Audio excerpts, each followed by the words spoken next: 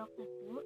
Perkenalkan, nama saya Adila Bilqis Komarudin dengan NIM 1907968. Di sini saya akan menjelaskan mengenai pengertian manajemen sumber daya manusia.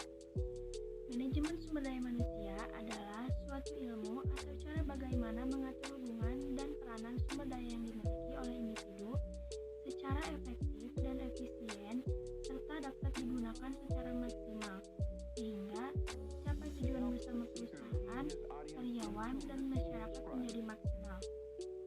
Jadi, manajemen sumber daya manusia itu diperlukan untuk meningkatkan efektivitas sumber daya manusia dalam organisasi. Tujuannya adalah memberikan kepada organisasi satuan kerja yang efektif. Untuk mencapai tujuan ini, studi tentang manajemen personalia akan menunjukkan bagaimana seharusnya perusahaan mendapatkan karyawan dalam jumlah, kualitas, dan kuantitas yang tepat.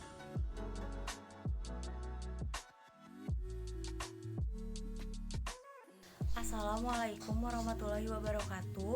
Perkenalkan, nama saya Astrid Rizky Sofarina Wahyudin dengan NIM 1907911. Saya akan meneruskan presentasi dari Adila Bilqis. Saya akan menjelaskan mengenai tujuan manajemen sumber daya manusia. Saya akan menjelaskan dua tujuannya. Yang pertama ada tujuan organisasional. Yang kedua ada tujuan fungsional. Tujuan organisasional ditujukan untuk dapat mengenali keberadaan manajemen sumber daya manusia dalam memberikan kontribusi efektivitas organisasi. Walaupun secara formal suatu departemen sumber daya manusia diciptakan dapat membantu para manajer bertanggung jawab atas kinerja karyawan. Namun demikian, para manajer tetap bertanggung jawab terhadap hal-hal yang mengenai sumber daya manusia. Yang kedua, ada tujuan fungsional, ditujukan untuk mempertahankan kontribusi departemen pada tingkat yang sesuai dengan kebutuhan organisasinya. Sumber daya manusia menjadi tidak berharga jika manajemen sumber daya manusia memiliki kriteria yang rendah dari tingkat kebutuhan organisasi. Jadi dapat disimpulkan tujuan organisasional tujuannya untuk mengenali keberadaan manajemen sumber daya manusia dalam organisasi. Sedangkan dalam tujuan fungsionalnya untuk mempertahankan kontribusinya supaya manajemen sumber daya manusia ini memiliki kriteria yang sesuai dengan kebutuhan para organisasinya. Terima kasih. Hanya itu yang bisa saya jelaskan. Selanjutnya akan dijelaskan oleh teman saya.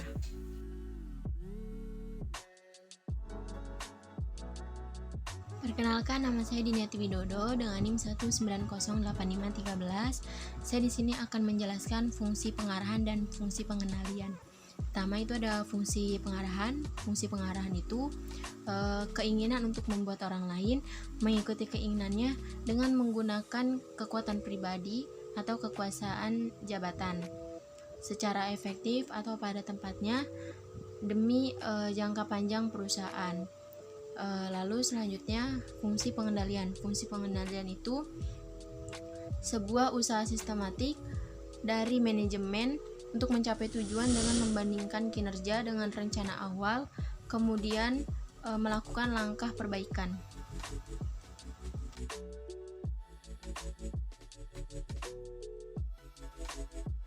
Perkenalkan, nama saya Ihsan Tauhid dengan NIM 1902342. Saya akan menjelaskan metode-metode pendekatan dalam manajemen sumber daya manusia. Seorang manajer diharapkan mempunyai sebuah metode pendekatan dalam melakukan hubungannya dengan bawahannya. Metode tersebut harus bisa diterapkan secara efektif. Selain itu, seorang manajer juga harus mampu memilah dan memilih mana pendekatan yang tepat dalam menyelesaikan permasalahan. Terdapat 3 pendekatan dalam manajemen sumber daya manusia. Yang pertama ada pendekatan mekanis. Pendekatan mekanis merupakan pendekatan di mana pengubahan dari tenaga kerja manusia menjadi tenaga kerja mesin. Hal ini didasarkan pada banyak pertimbangan seperti pertimbangan ekonomi, efektivitas, kemanusiaan, dan lain sebagainya. Akan tetapi, pendekatan ini juga memunculkan banyak permasalahan seperti masalah ekonomi, pengangguran teknologis, organisasi buruh, dan lain sebagainya. Pendekatan yang kedua yaitu pendekatan paternalis. Pendekatan ini menjelaskan bahwa seorang manajer dan bawahan memiliki hubungan layaknya seperti ayah dan anak. Dalam pendekatan ini juga memunculkan banyak permasalahan seperti menurunnya produktivitas dari karyawan karena manajer selalu memberikan pengawasan lebih terhadap karyawannya sehingga dia menjadi malas. Dan yang ketiga yaitu pendekatan sistem sosial, di mana dalam pendekatan ini lebih mengutamakan hubungan interaksi yang harmonis sehingga membentuk suatu sistem yang baru. Dalam suatu sistem juga harus memiliki komunikasi. Nah, komunikasi ini juga dapat berupa komunikasi formal ataupun informal.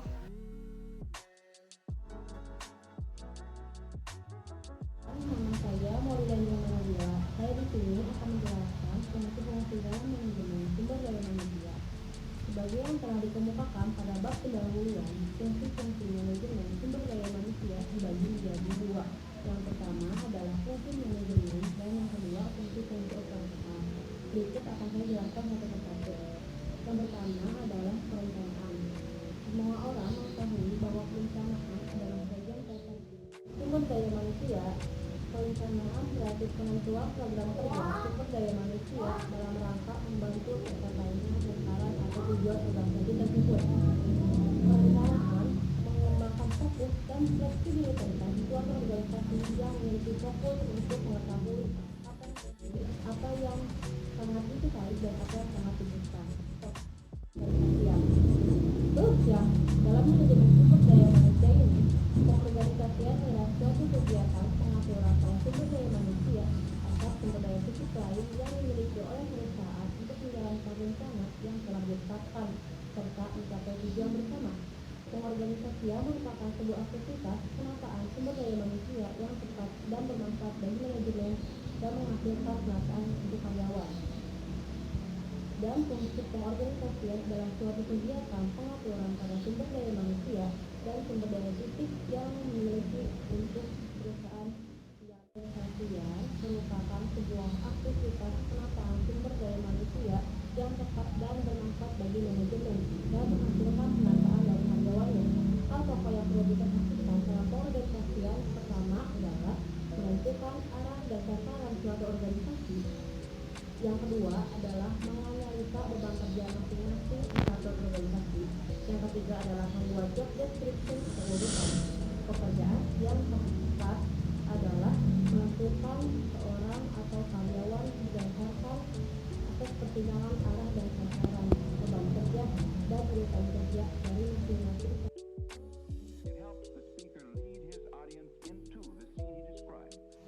Assalamualaikum warahmatullahi wabarakatuh. Di sini saya Mitra akan melanjutkan presentasi rekan saya, yaitu mengenai fungsi dalam manajemen SDM. Saya akan menjelaskan tentang fungsi pengarahan dan fungsi pengendalian.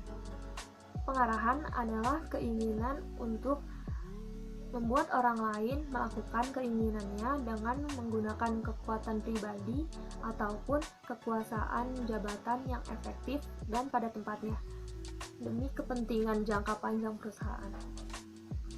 Ini juga termasuk seperti memberitahukan orang lain dengan nada yang bervariasi seperti nada tegas, kemudian ada yang meminta, bahkan juga dengan nada yang sedikit memaksa.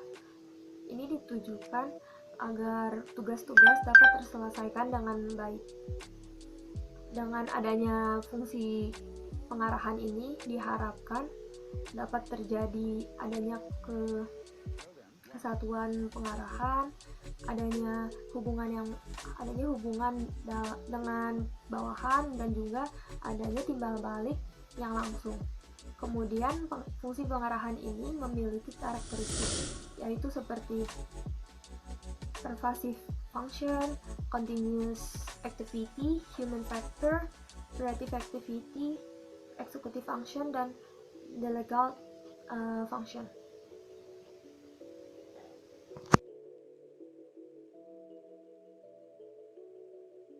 Wabarakatuh. Perkenalkan, nama saya Nadia Febi Alfiani dengan NIM 1905842.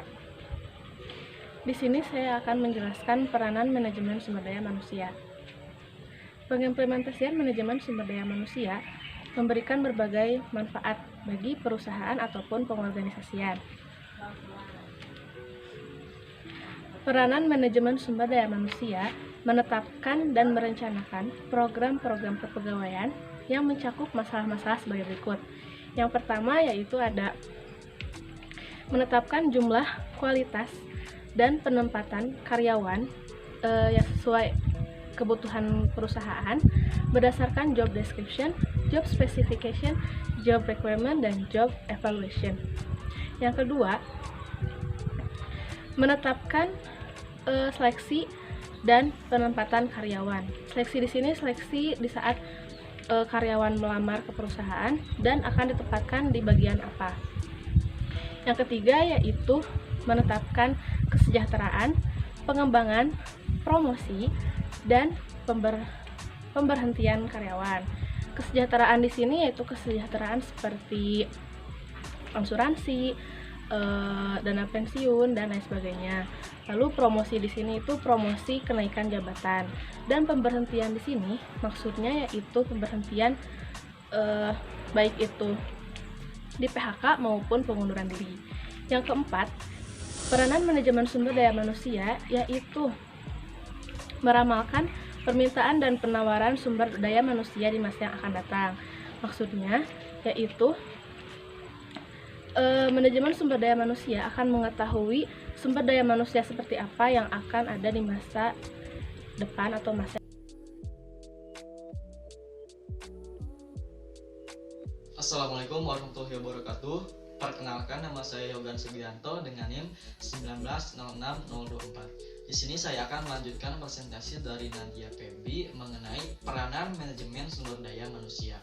Nah, peran yang kelima yaitu memperkirakan keadaan perekonomian pada umumnya dan perkembangan perusahaan pada khususnya, sehingga sebuah perusahaan mampu mengantisipasi pengaruh buruk yang akan terjadi atau memanfaatkan peluang bisnis dari perkembangan perekonomian maupun perkembangan perusahaan. Nah, peran yang keenam yaitu memonitor dengan cermat undang-undang perburuhan dan kebijaksanaan pembalasan jasa perusahaan-perusahaan sejenis. Nah, untuk mewujudkan tujuan dan keinginan atas kesejahteraan, maka sebuah perusahaan bisa memulai dengan memahami undang-undang terkait ketenaga kerjaan, ada hak, ada kewajiban, dan juga ada sanksi. Di sana tertulis semua sesuai dengan subjek dan porsinya masing-masing. Peran yang ketujuh yaitu memonitor kemajuan teknik dan pengembangan serikat buruh. Nah, teknik yang semakin maju menuntut perusahaan untuk mengikuti kemajuannya, sehingga perusahaan tersebut tidak ketinggalan. Perusahaan juga dituntut untuk mengembangkan serikat buruh supaya dapat menampung semua aspirasi secara demokratis dari serikat buruh tersebut. Sekian yang bisa saya sampaikan. Terima kasih. Wassalamualaikum warahmatullahi wabarakatuh.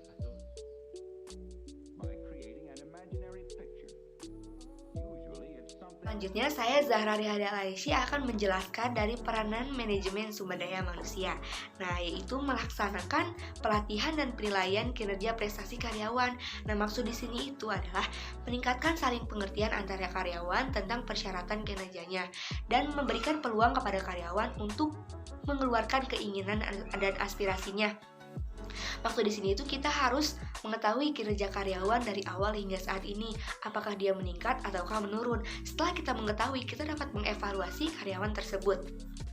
Selanjutnya adalah mengatur mutasi baik secara vertikal maupun horizontal. Nah, maksud di sini adalah mutasi itu proses pemindahan jabatan seseorang karyawan ada dua caranya, yaitu horizontal dan vertikal. Nah, horizontal itu pemindahan karyawan dari satu pekerjaan, satu jabatan atau posisi itu ke jabatan yang lain tapi yang setara. Nah, di sini tuh tanpa diikuti dengan kenaikan atau penurunan jabatan.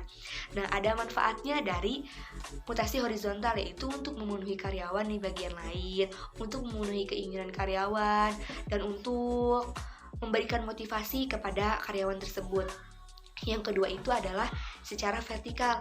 Secara vertikal itu ada dua cara juga, yaitu promosi dan demosi. Nah, promosi itu adalah pemindahan karyawan dari satu jabatan ke jabatan yang lebih tinggi. Begitupun wewenang dan tanggung jawabnya lebih besar. Nah, manfaat dari promosi itu untuk meningkatkan semangat dan gairah kerja karyawan, untuk menciptakan persaingan yang sehat, dan yang lainnya. Kalau demosi itu adalah pemindahan jabatan ke jabatan yang lain tapi yang lebih rendah. Nah, di sini itu karyawan tersebut terjadi karena karyawan itu melakukan tindakan yang merugikan perusahaan dan perusahaannya itu sedang mengalami krisis. Begitu juga karyawan itu tidak mampu mengerjakan tugas dan pekerjaannya. Selanjutnya itu mengatur pensiun dan uang pesangonnya. Nah, di sini itu adalah kita ketahui juga ya, dimaksud dengan pengusaha itu harus memiliki kewajiban untuk memberikan pesangon kepada karyawan yang terjadi pemutuskan kerja sebagaimana yang termuat dalam Undang-Undang Nomor 13 tentang Ketenagakerjaan. Nah, di sini tuh siapa saja sih yang mempunyai pengurus serta mempekerjakan orang lain dengan membayar upah atau imbalan dalam bentuk lain. Sekian presentasi dari saya. Terima kasih.